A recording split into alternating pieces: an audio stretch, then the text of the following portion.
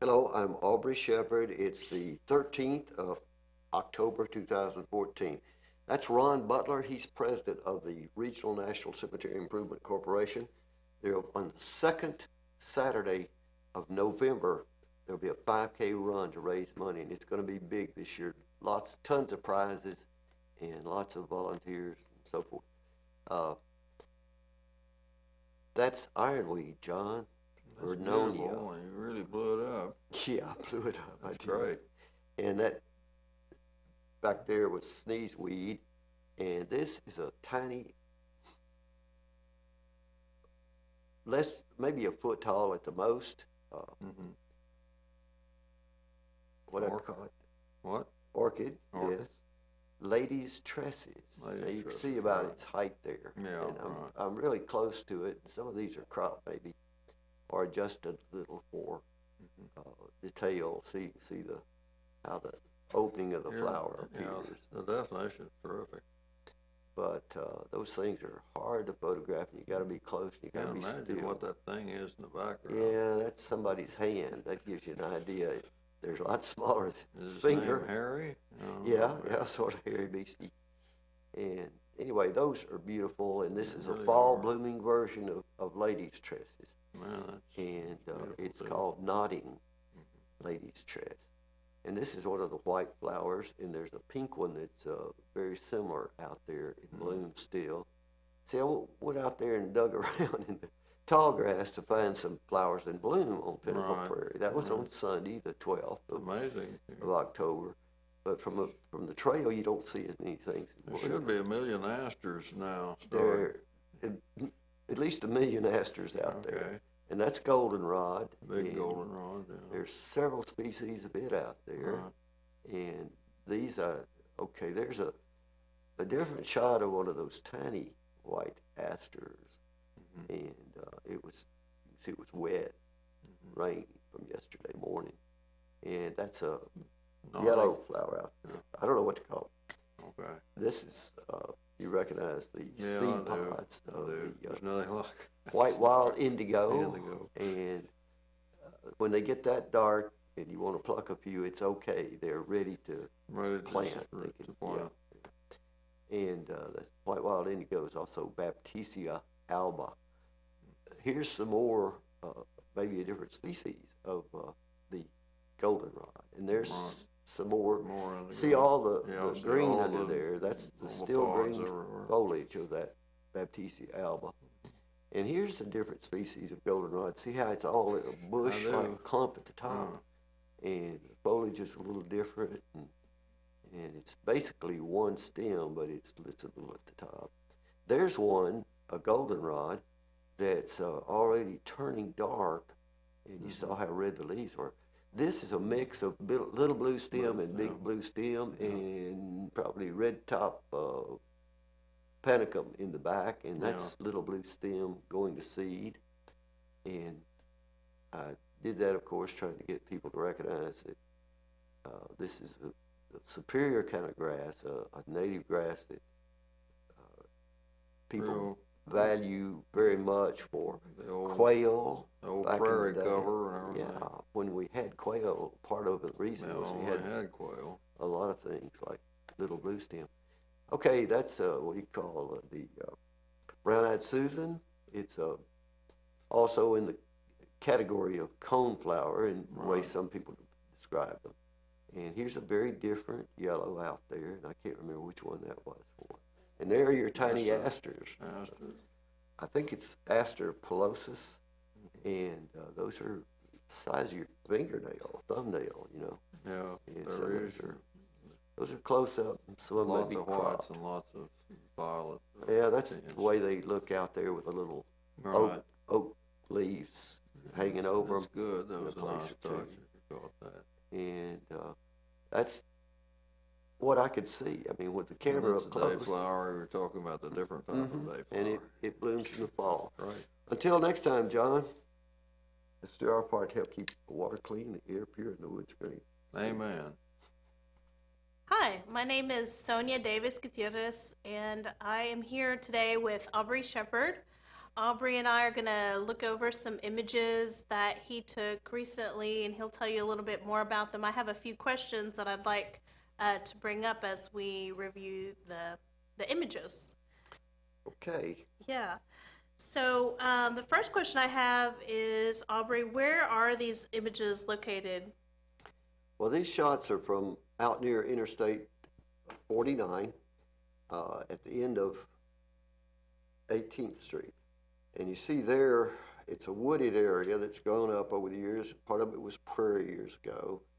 And so somebody started clearing the land recently, and I heard about it from several people, and finally asked a city guy, and they said yes, it was done without, turning in a project. It wasn't officially sanctioned, anything like that. So a lot of big trees are gone now or they're piled up there and they haven't been burned yet. But you see what happens to the stream. It's rained 2 or 3 times since they did most of this work, and you see how the stream's eroded there. See that caved in area? Mm-hmm. The water goes through there faster and it runs off. And all of this water from this small stream that comes from the west under the interstate goes through across this land in various little ditches like that and so forth, and it ends up in the west arm of the town branch of the West Fork of the White River. And where? That comes from the Walmart area. And why are we worried about the water flowing over the dirt like that? Because I think for most people, they think, well, it's just going to flow, and why do we care about the water flowing over dirt? Well, the dirt gets carried away, and that particular soil is not so bad to wash away in its natural state with vegetation, the understory and the trees. But the way it is right now, you're losing a lot of soil, and you can see the gravel look in the bottom of the stream. The gravel's covered up with a lot of soil. So it pollutes our Beaver Lake. And there's a big effort to protect our drinking water from any kind of pollutant. But erosion like this is some of the worst, because it will be carrying pollutants from off all the streets, and in this case, off a couple of miles of the interstate will probably flow right through this area. Right, and the pollutants are bad in a health way, but they're also, I understand, more expensive to clean out of the water as well. So it has a health impact and an economic impact. Yes. Yeah. So how could people avoid this or help the situation where it is right now? I mean, it looks, like maybe we could do something about it, but maybe not. And if somebody who owns this property wanted to try to remedy the situation, what could they possibly do? Well, one thing is, don't even consider burning all those huge trees in those piles that you see in the background, mm-hmm. because that'll pollute the air, which is another problem mm-hmm. that we have when we remove tree cover. And you can see there, under that deep, rich soil, mm-hmm. a little bit of gravel spread on top, and that gravel may have come from the stream upstream, but that bedrock is several feet down. Mm-hmm. And if it erodes away, all that soil, you've lost healthy soil. Now, this is where it comes out from the west. Mm-hmm. This would come out from toward Kessler Mountain, straight out toward the Walmart, if you went straight across the highway there. Mm-hmm. And so it's a pretty big flow. You can see the vegetation knocked down. That's right close to that culvert. Mm-hmm. If people wanted to do something, to plant something there to try to help stop that, is there any specific type of things they should plant or should not plant there? Well, the native plants are the best, and the ones that grow in water naturally are the ones that should be growing in a ditch or along a stream bed. Mm-hmm. But it's a frustrating thing when you have a huge pipe carrying water, and that's what will happen through there. They'll put a pipe right through there instead of leaving it stream. That's the normal way developers do things these days. So if they used low impact development things that try to protect the soil, keep the soil healthy and where it is, keep the vegetation that's always been there.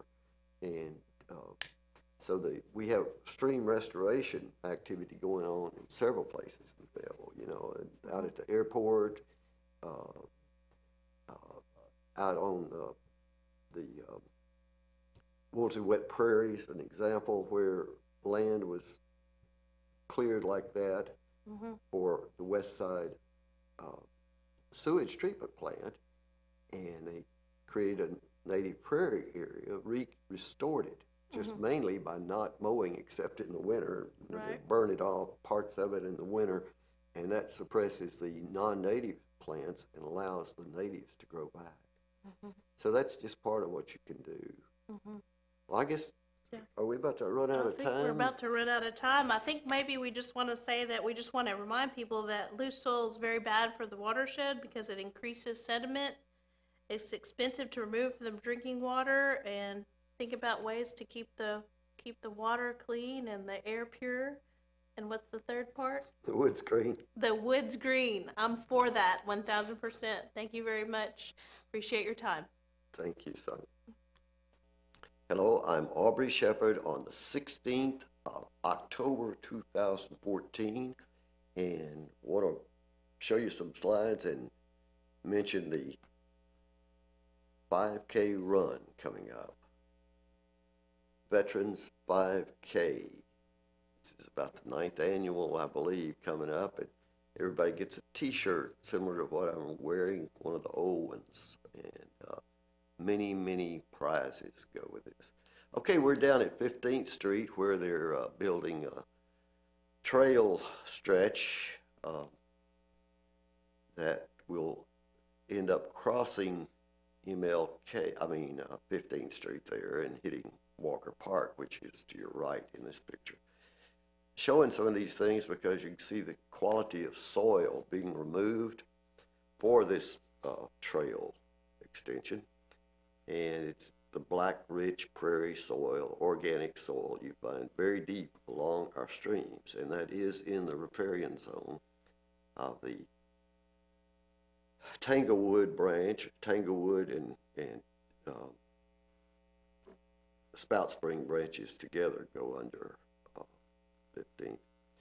Anyway, it's a mess. The house you see is across from the post office. It's behind Collier's Drug Store, and it's about to be removed. When I got there yesterday, there was a tree standing in that picture that wasn't there, and I didn't get the camera turned on fast enough to see it before it fell. But you can see it in some of these pictures out on the ground, and there's a big track hoe that's moving parts of trees.